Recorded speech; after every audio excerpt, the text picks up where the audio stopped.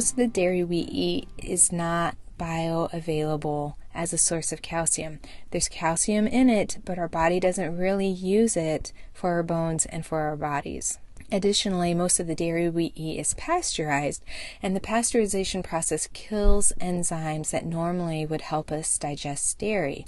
And so it becomes empty calories as well as an aggravating food for the rest of the body.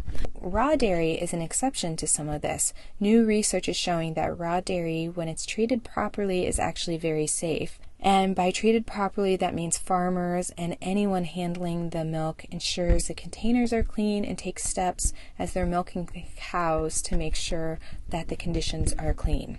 On your part, if you're looking to try raw dairy, you would want to make sure you know where it comes from. A good source might be a farmer at a farmer's market, and a farmer that's there often and is already established in the community.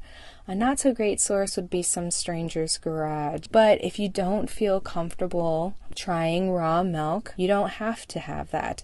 There are lots of non-dairy sources of calcium that are bioavailable.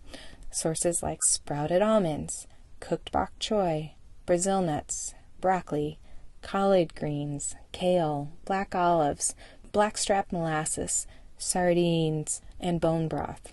Now you want to make sure you're also getting adequate magnesium and vitamin D, and chances are you may need to supplement these, especially if you're living in the Midwest.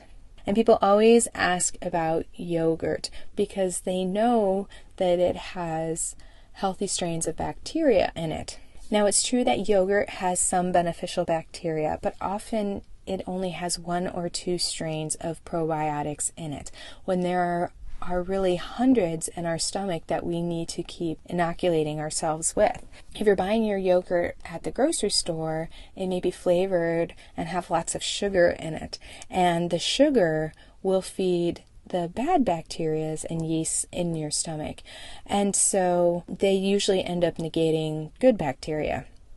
If you're going to eat yogurt, eat whole plain yogurt, and you can sweeten it with a little bit of molasses, dates, or fruit, or you can try it savory, and you can add some lemon juice, a pinch of salt, and some mashed up cucumbers from your food processor.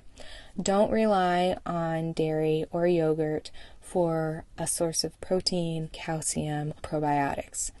If you want to look into more probiotic foods, sauerkraut and kombucha are easy to make, and they have really high levels of probiotics in them.